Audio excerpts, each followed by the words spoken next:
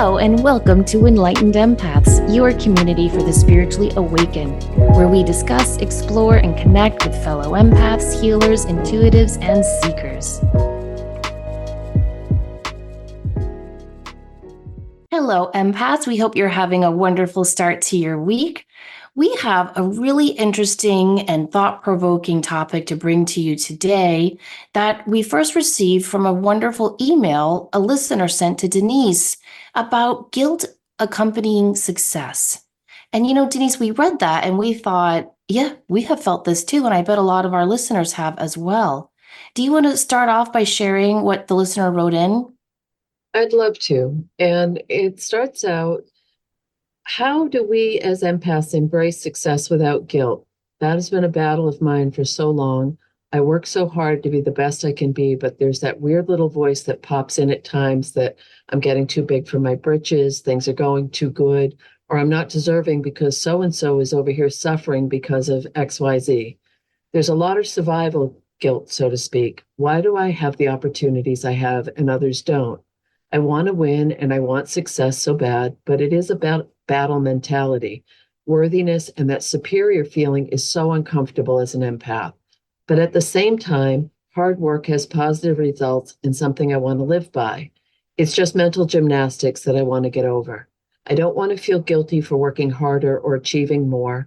When my show is over, I want to know I left it all out there mentally and physically, but I have to get over my mental barriers to reach that level, that I want to do it with grace. I mean, that is such a fantastic question, isn't it? It really is. And have thought about it a lot. And how many people have you and I spoken with, or with our own work or conversations you and I have had where we've had this discussion? How do we embrace becoming, finances becoming easier, or being more known, or having a waiting list, or there's so many variables involved in this one. Yeah, there really are, because you don't want to diminish your success, but then there's that fine line where you don't want to act like you're bragging. And I almost have like a superstition around it, like if I get too proud of myself, the universe is going to be like, let's kick her down a couple of notches. Do you ever have that inner I thought? do. I do. Or again, the old loop tapes that we heard when we were younger, don't brag, don't get a big head, don't get, again, as this person mentioned, don't get too big for your britches. And as empaths, I think that that's even exemplified more. It's intensified because we know what it feels like to be shamed or embarrassed or humiliated because we're standing up and sharing who we really are. Yeah. And And success is part of that. it is, and it can be incredibly uncomfortable and gratifying and rewarding and awkward all at the same time. And do you think, too, and this is, I don't know if it is a thing, and we just have to, call it out, is sometimes when we're sharing something that we've worked really hard for, or that we're successful with, or that we've accomplished, people aren't always especially happy for that. And they can be some jealousy that somehow it was a freebie, or that we didn't put all the time, effort, and energy into making it happen. Oh, that's the worst. And it's so often unspoken, Yes. But right? as Like you'll be empaths, we sharing, feel it. we feel it. Because we live as much in the invisible world as we do in the visible world.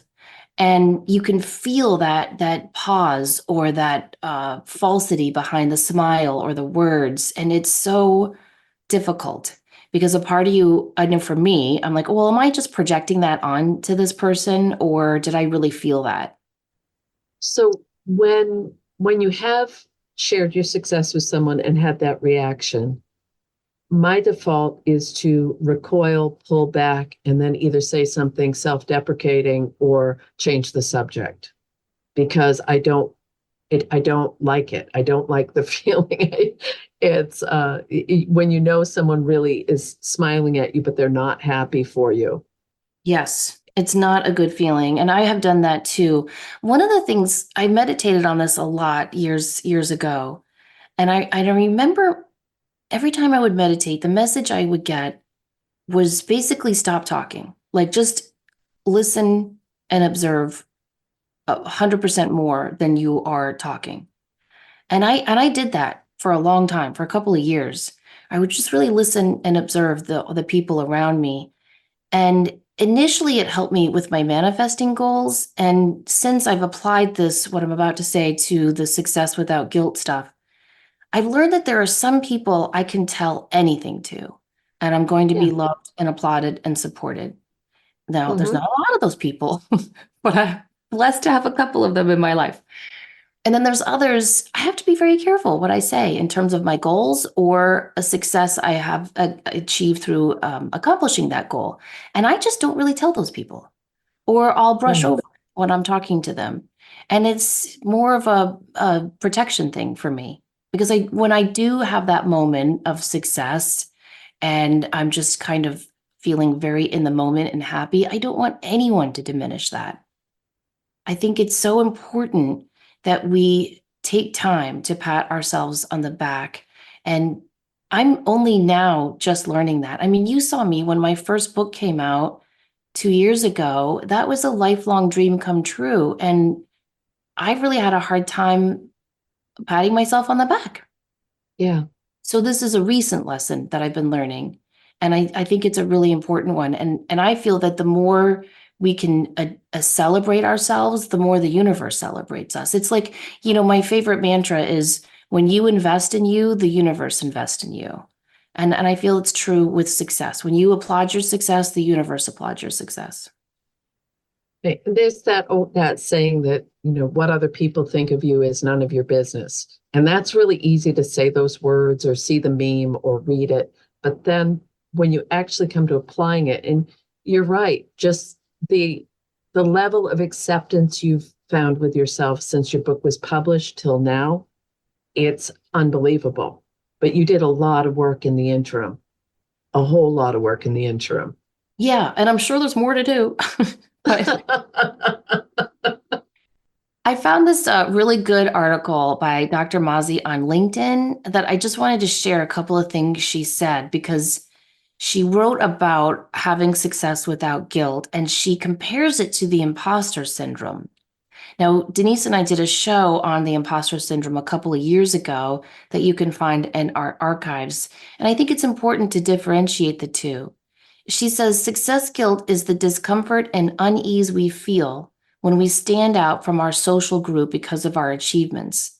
This is not the same as imposter syndrome, which is feeling like a fraud, as if you don't belong to a special social group in spite of your achievements. But what success guilt and imposter syndrome have in common is a sense of doubt. For success guilt, it is doubt that you're deserving. In imposter syndrome, it is doubt that you belong.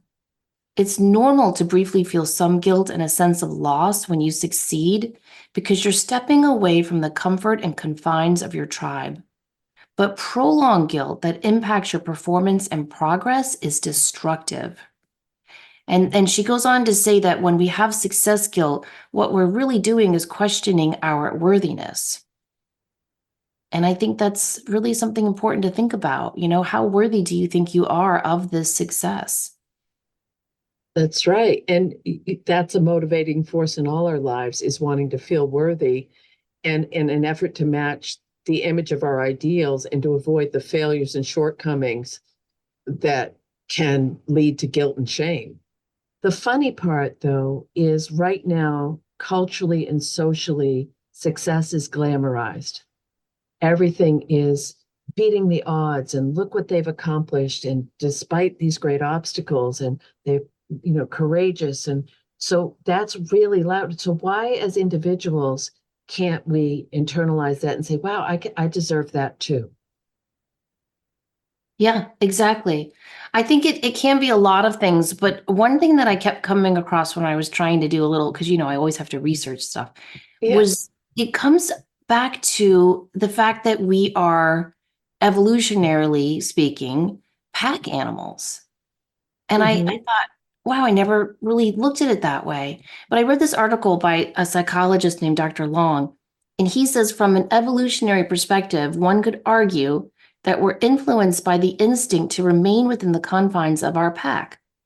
He says wolves naturally organize themselves into packs It's a social group that is full of complexity, drama, and vicious conflict that, ironically, is relatively stable. By assembling into a group, the wolf pack effectively hunts large prey, safely rears their young, and protects their territory. On rare occasions, a wolf leaves his natal pack, becoming a lone wolf. And he does so at great cost, accepting the dangers of no longer having the protection of the other wolves, risking injury, starvation, and even death. And he says, in a sense, humans are pack animals too. Like our wolf brothers, we thrive from social behavior. We follow leaders and adhere to our placement in a sophisticated hierarchical order.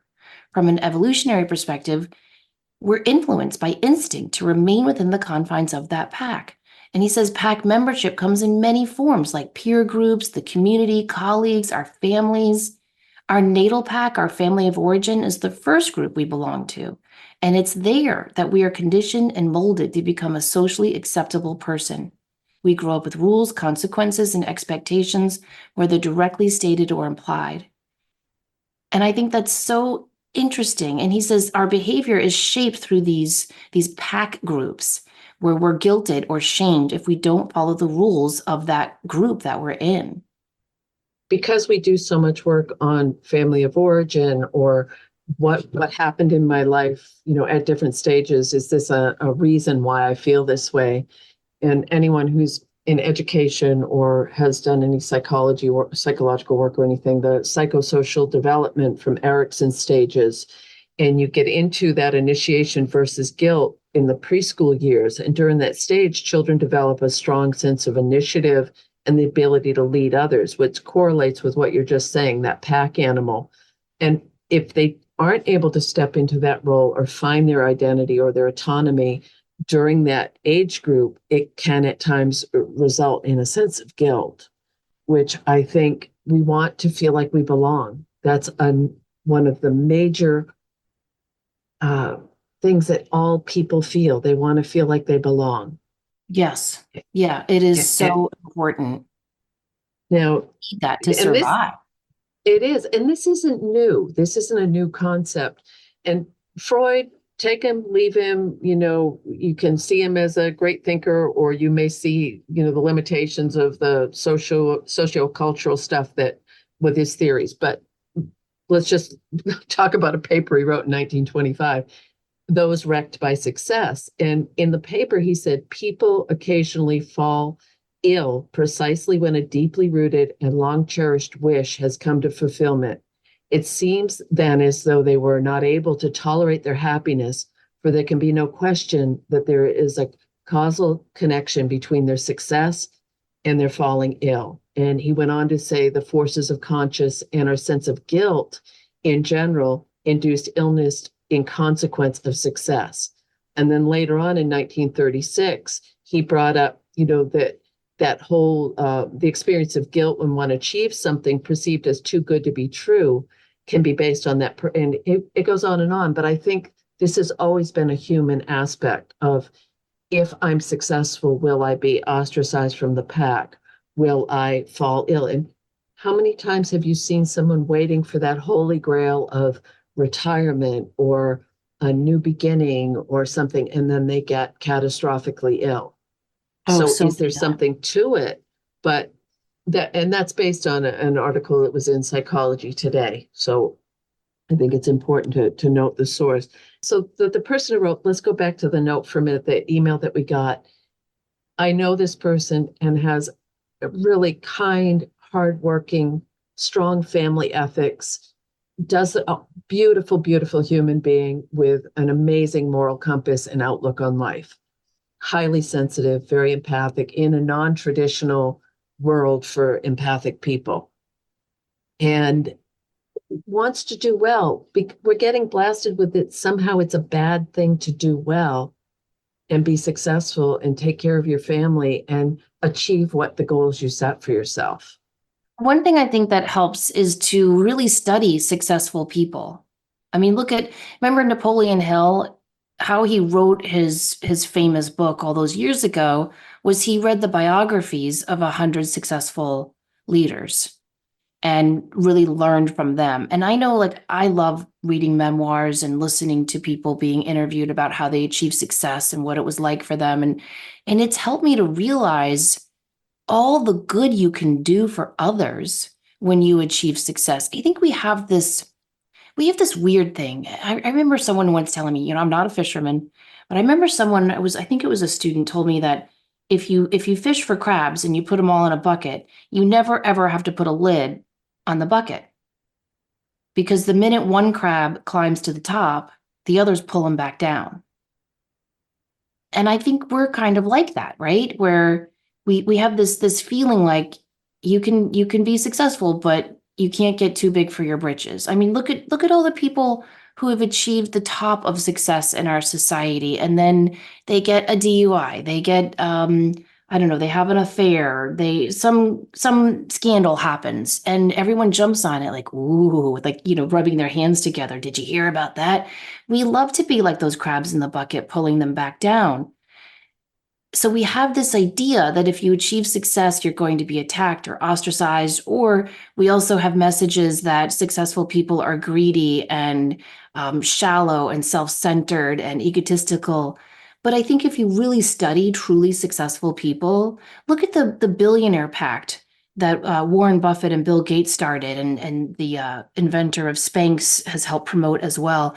You look at those people and the amazing things that have come out of their willingness to give back to society. It's a beautiful thing.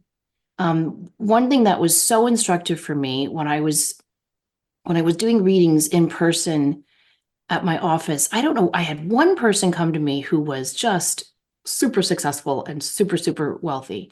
And I was intimidated, but they were very, very kind. And then they referred me to their friends. So for years, I had this group of people that, I mean, Denise, they all had private planes. Like, they went to islands I'd never even heard of. Like, it was a totally different world I'd never known. And they were some of the kindest people I've ever met. And what I didn't know, but it came out in the readings, they didn't tell me, but like their people on the other side would show me, they give so much money anonymously. Mm-hmm. And it was Right. very instructive to me that these ideas we have about success, these false ads we're given, aren't necessarily true. I mean, look at J Lo. I mean, I don't know if you follow her, Denise, but she did a documentary that has been mercilessly mocked. And I didn't think it was so bad. I really didn't. And she did like a music video kind of movie montage. And it was just about her learning to love herself. And in the movie, she meets her inner child and she has to hug her and tell her that she's lovable and worthy of love. And in the documentary, there's a couple of scenes where she's like, I'm still Jenny from the block.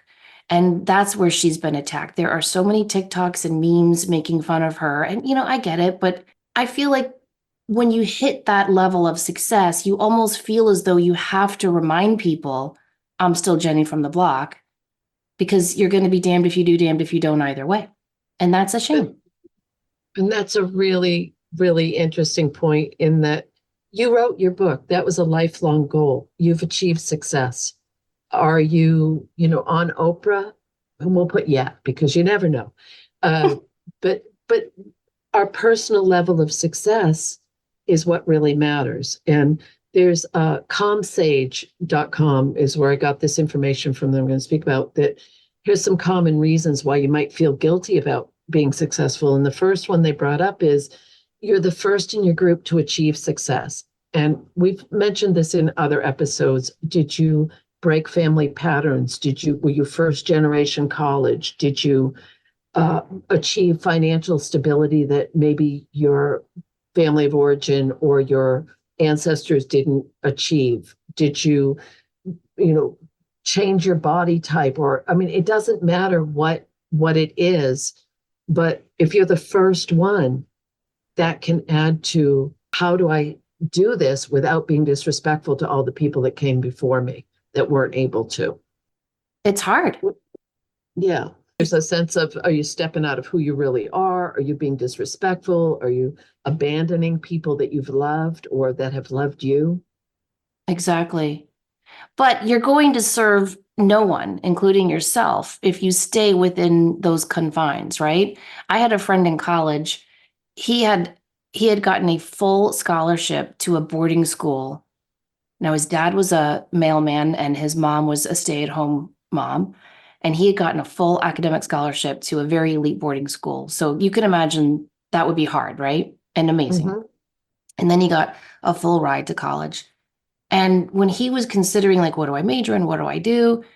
I remember his parents were all sitting around the table, and his parents were like, well, you have to be a mailman like your dad. Like, you need a pension. What are you going to get a corporate job? And then they're going to fire you. And then where will you be? Nowhere. And I was just sitting there at this Formica kitchen table being like, what the actual hell? Are you seriously telling your genius child that there's nothing wrong with being a male person? I would love it. My male person puts her AirPods in and listens to my podcast, all our podcast. It just has a great little life. And she's like, I go home at 5, I put my feet up. I love it. But this guy, he could do anything. Do you know what I mean? Like, people that have Hmm. those brains, like he understood math, accounting, economics, but he also loved history and English, like anything, anything. The world was his oyster. He was like a little Matt Damon from that movie. So anyway, I was like, you cannot do that. You can't. And I don't know if he listens to the show, but he did not become a mailman, but he did stay within the confines of that socioeconomic background with his career choice. And I find that very, very sad. I don't Yeah, think he's lived up to his potential. Is he loved and applauded by his family? Yeah. And maybe that's worth it to him. Who knows? right, right. And that's a good example because the comfort zone, the familiarity, the expectations, the family ties, those can all be aspects of this.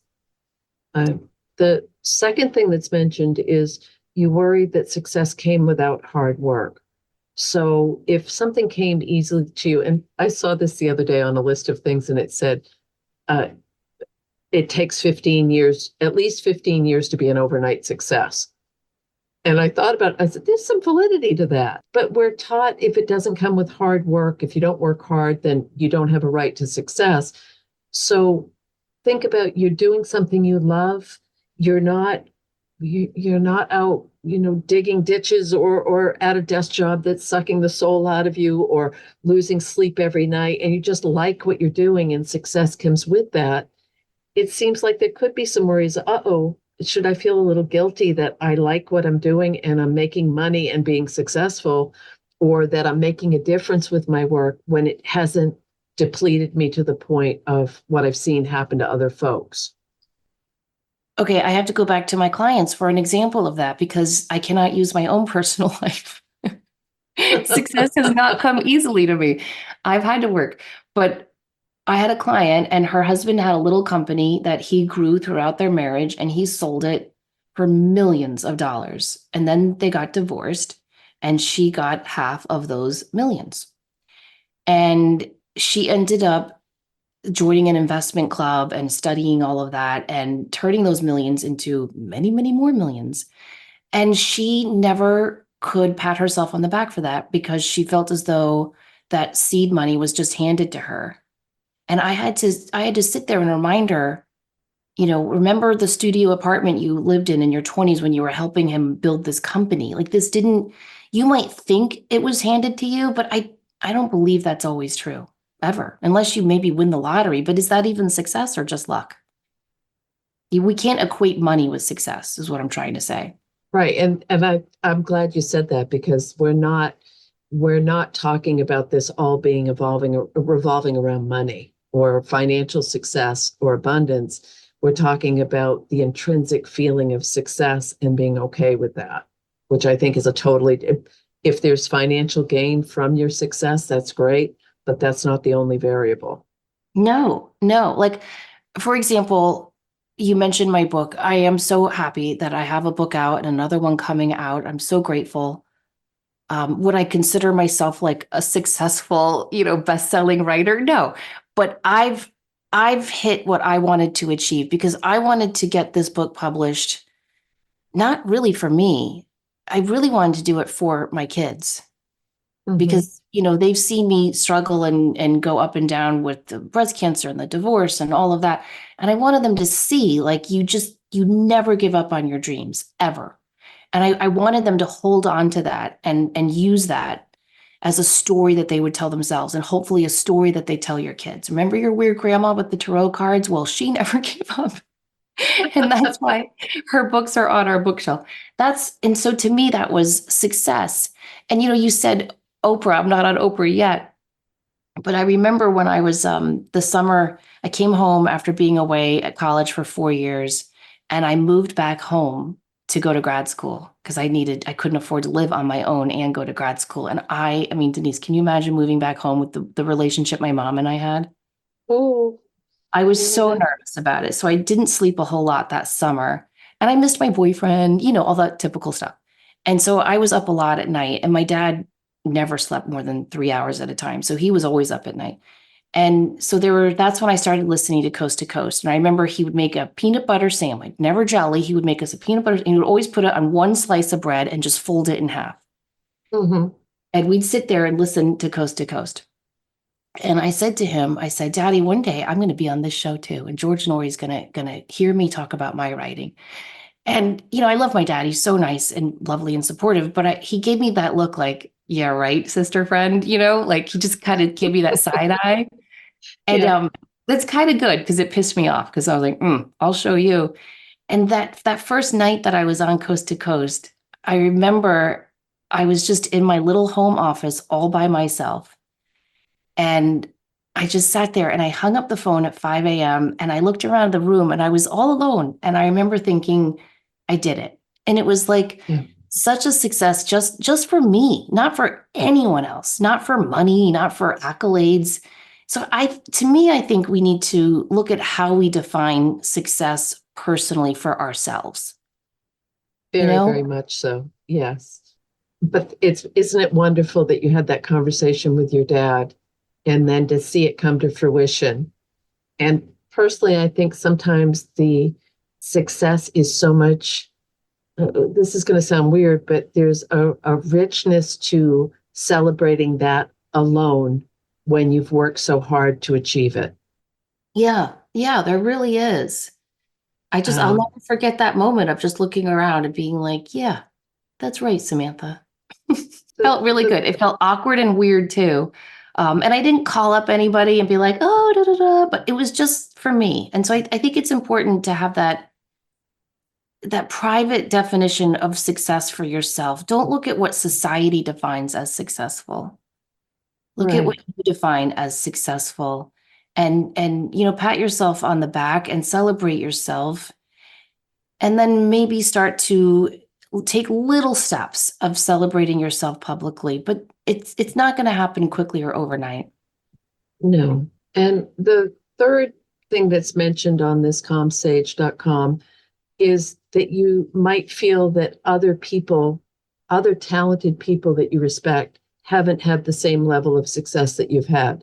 So is it luck that can play a big role in your success? And have you achieved it? So we both know countless people who are great mediums or intuitives or readers or energy workers, and they struggle to get a client base or to get consistency in their business. It doesn't mean that they're not amazing. It hasn't quite clicked, or they haven't had an opportunity.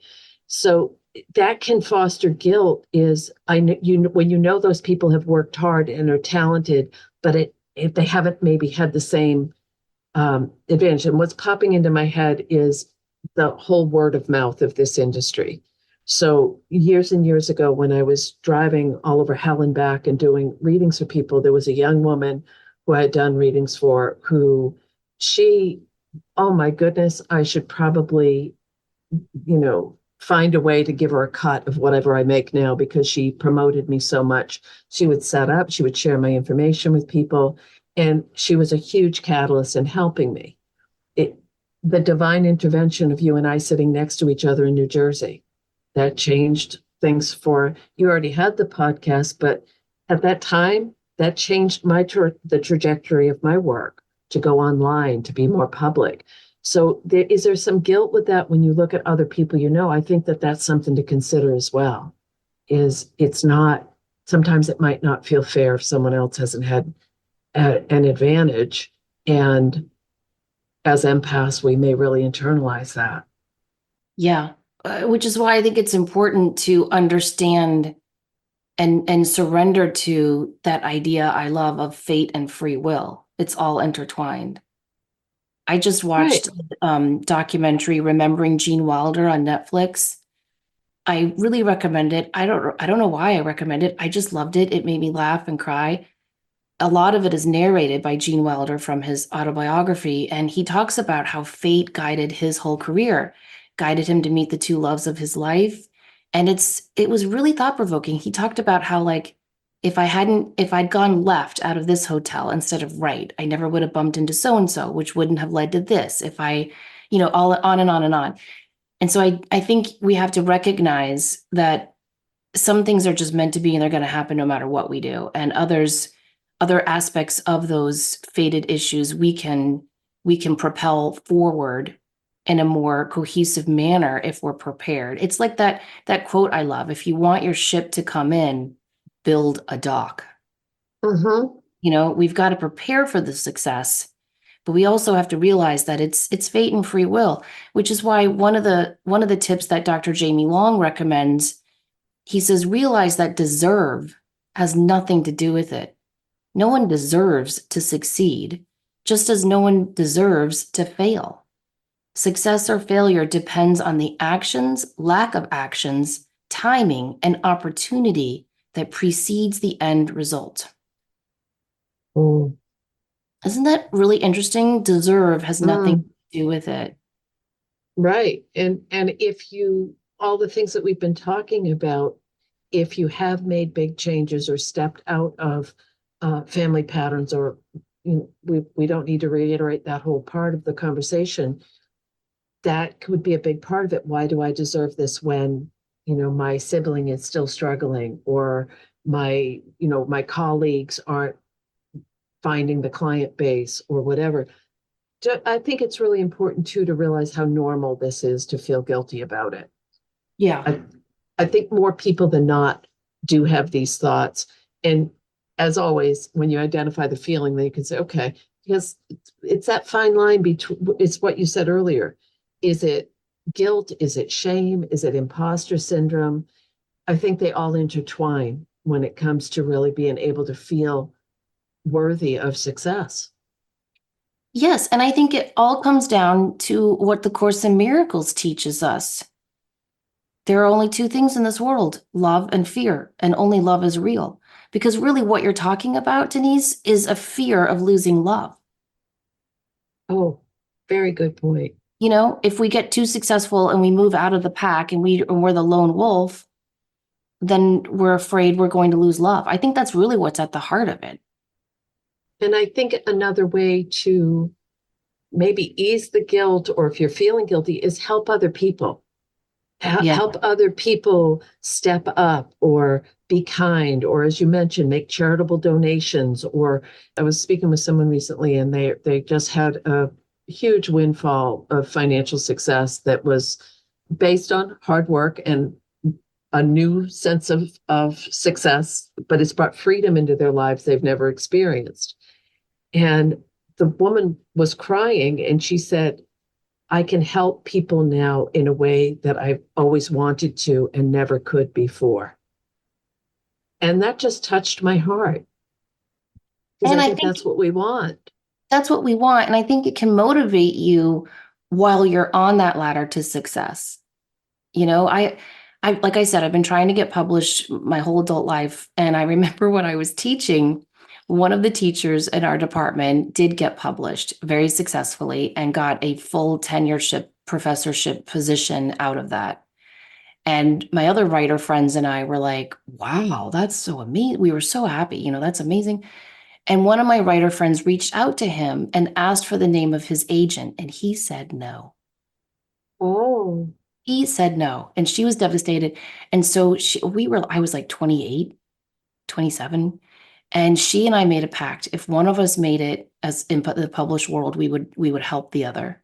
And that really motivated us throughout the years, to just be like, yeah, if I make it, I'm going to help you. And if you make it, you're going to help me. And sometimes I think just thinking and planning about what will I do when I achieve this success? How will I encourage and help others? How will I use my story to inspire others? That can really help alleviate some of that guilt. Now, I have a quote I found from Dr. Rob Maldonado, and I would love to hear what you think about this. He says, it's dangerous to both succeed and to fail. If I succeed, I'm going to have to face the guilt.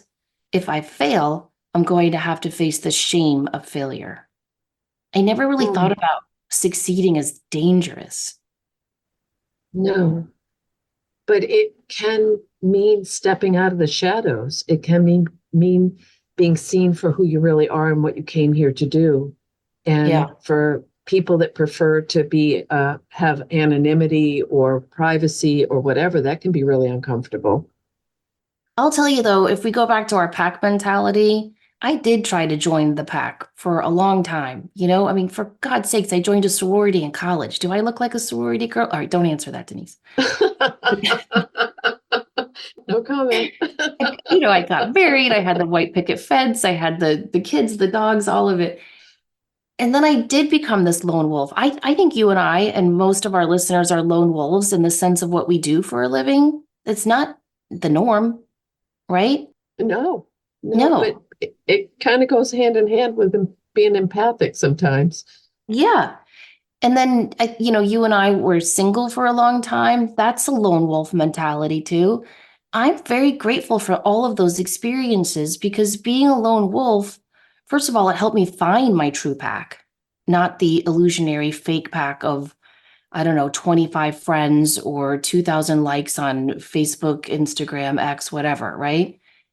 And it also empowered me to realize that the only person's love and approval I need is my own. Yeah. And you know what's interesting is we haven't even spoken about this throughout this episode. When you have a guilt complex, it's usually because you have a persistent belief that you've done something wrong or Hmm. that you will do something wrong. And that can lead to, feelings of shame and anxiety.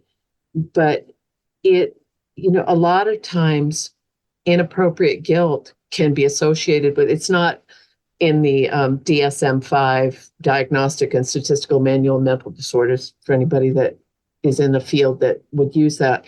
But it can lead to depression, obsessive compulsive, post-traumatic stress, and the physical symptoms of anxiety, crying, insomnia, rumination, an upset stomach, regret, those can all be tied in with that you're suffering from a guilt complex as well.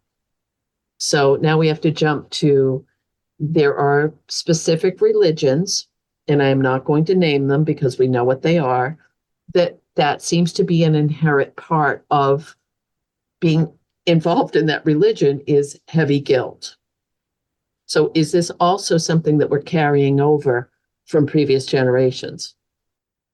Oh, totally. Remember my former mother-in-law's favorite saying, don't trade the devil you know for the devil you don't know? Oh, good point. I mean, that's very common and that's generational. Don't go beyond the pack. Don't step too far out of the confines of what you know. I think that's definitely generational. You're right. The religion, the social pressure, maybe you're doing something different than your cultural norms, childhood experiences. Just some people come with higher levels of anxiety. They're naturally wired that way. I think all of those can add to that guilt. So then when you do start to experience some success, it's going to churn stuff up a little bit. Yeah, yeah, it definitely is. And we have to be prepared for that. And I think that's why I think journaling and talking about it, reading Brene Brown, I mean, most of her books are about this topic. I think all of that is incredibly helpful. Dr. Mazzi says you should first answer these three questions. What does success mean to you personally? How will you know when you are successful in your personal and professional life? I thought that was a very good distinction, Denise, because there are times when I have felt very successful in my personal life and not so much in my professional, and vice versa. And now I tend to compartmentalize my life anyway. I don't know if that's healthy or normal or what, but that's how I tend to do it. And I wonder if we should differentiate. What do you think about that?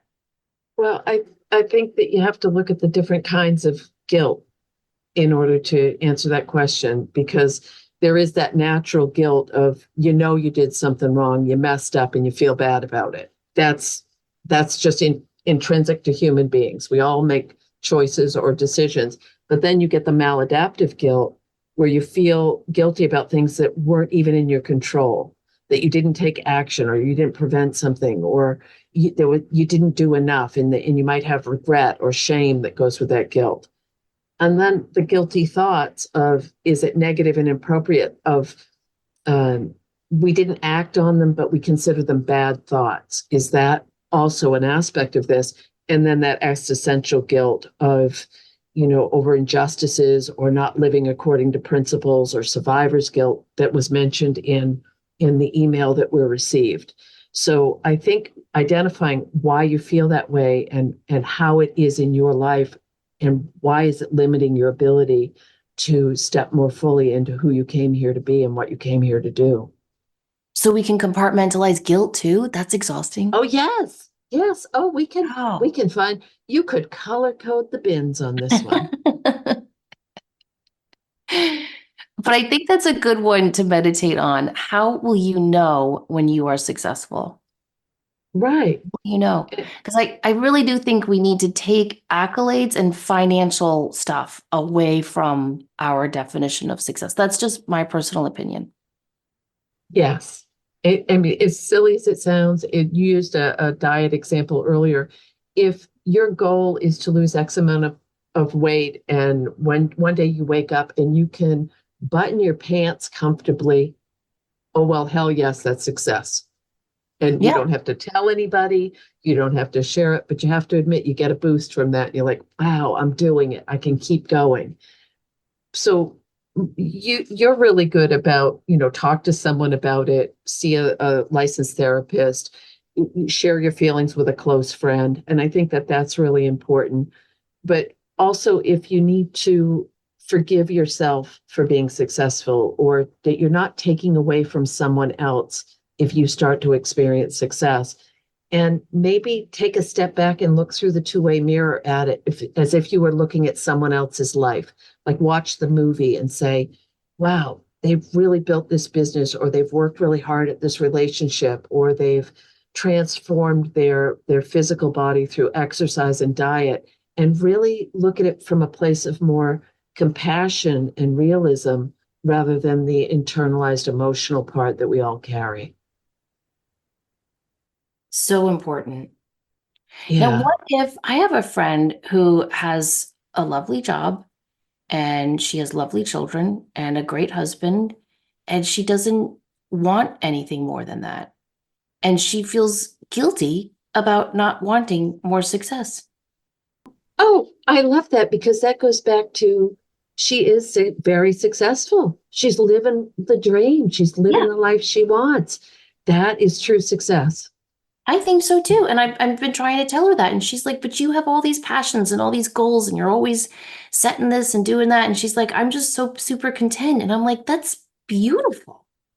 There's a person very close to me that has been offered a new opportunity that would involve relocating. And it's an amazing opportunity. And I spoke with the person recently, and they said that they're really concerned about whether or not they want to live in that part of the country, change their lifestyle, make these big decisions. So one person would, and I was trying to help them work through it.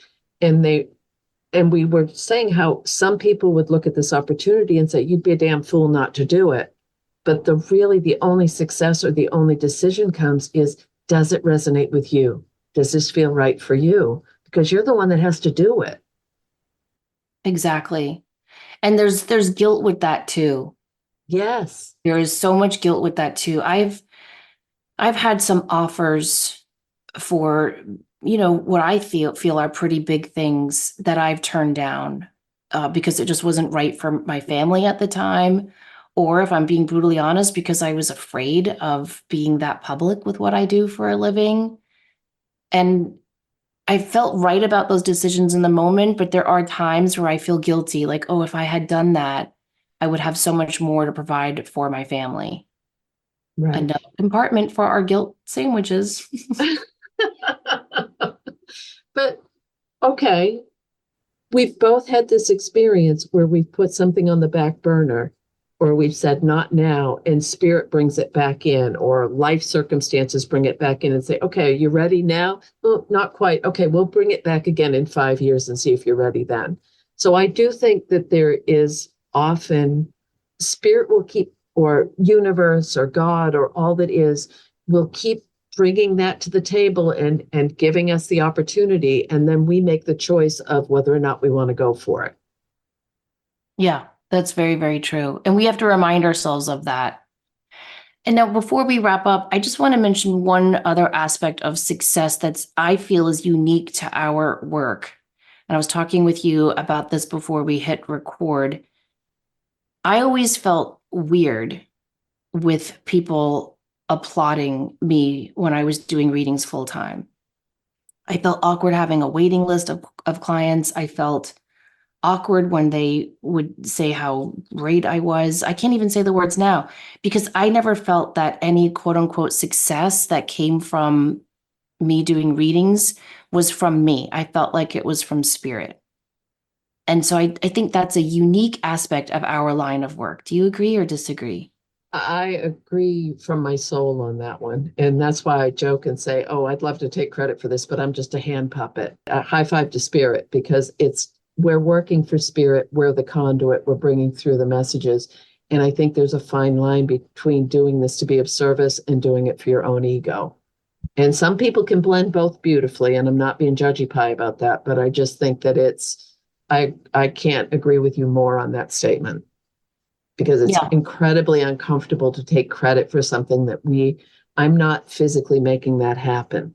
I'm the conduit for something so much more to come through and bring those messages or make that connection with a loved one in spirit. I don't think it's me, because I think anybody can do this.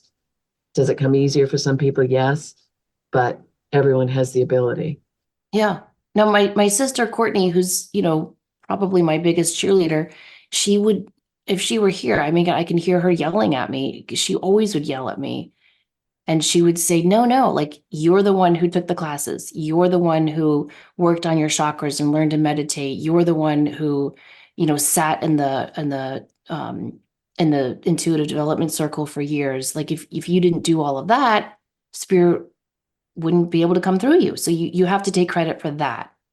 And Okay, I understand that, but I do too. And that comes back to, are you the overnight wonder of, it took a lot of years of practice and devotion and hard work to get to the place to be the hand puppet, or to be the conduit for spirit coming through, or to a lot of things that come through in your books is a collaborative effort with spirit.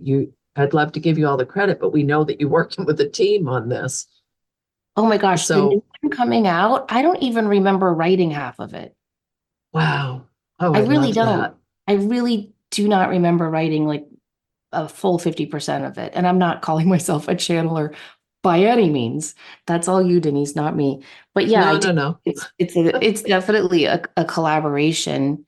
And yet, so I struggle with that. Like, how much do we take credit for? You know what show has helped me a lot with that? Did you ever watch Real Sports on HBO? No. I can't imagine why I know, but I would, I would watch it. Was it Bryant Gumbel? And it was fascinating to watch the stories of these athletes who we look at on the screen or on the field, and we think, gosh, to be given that talent, that's amazing. But then I would watch these documentaries on them. Okay, yeah, maybe they were given a little bit of talent, but they work freaking hard for that. And that I really helped me to realize talent is like 10% of anyone's success. Look at I American Idol or The Voice. There's so much talent out there. it's only 10% of the recipe for success. Yeah, years ago, I knew this amazing, amazing guitarist. It was mesmerizing to watch him play because he was just phenomenal. And I was with this group of people, and someone said, "Well, and he said, think about it. When you were playing basketball, I was playing the guitar.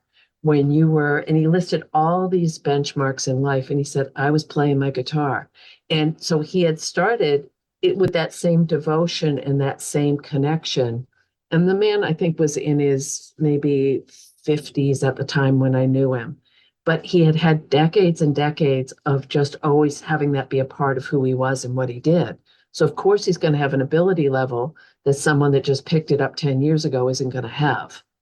So same Yeah. thing with the sports. There's a person, a young person that I've done readings for who is at just shy of an Olympic level, and the devotion that that young person has for their sport, and they're not being pushed by family or extremes or anything. This is an internal desire to be a part of this sport. And I think that's an important part of the success conversation. Are you doing it to succeed within your own parameters or because someone else expects it of you? Oh, that's another good one for the journal. Yeah. So we've talked about following up on this in our next show on worthiness and how do we take, so we've figured out why we might feel guilty, why we're holding back our success, and we're going to just do a chat on the worthy part of things coming up next. I really look forward to that one because I think if we can cultivate that sense of worthiness and I deserve this because that spark of divinity is in me and it's in you and it's in all of us. And the more we turn on our lights, the more we can help others turn on our own lights. Then I think it can really help us to not only achieve success, but really cultivate that sense of inner worthiness. That's what it's all about, is recognizing that we are all souls worthy of love and success and all the good things that come with that. Oh, so well said. Well, thank you guys so much for joining us for our chat. And thank you to our listener for sending in that thought provoking email. We hope you have a beautiful rest of your week. And remember, as always, to show up, do great work, and share your light. Take care.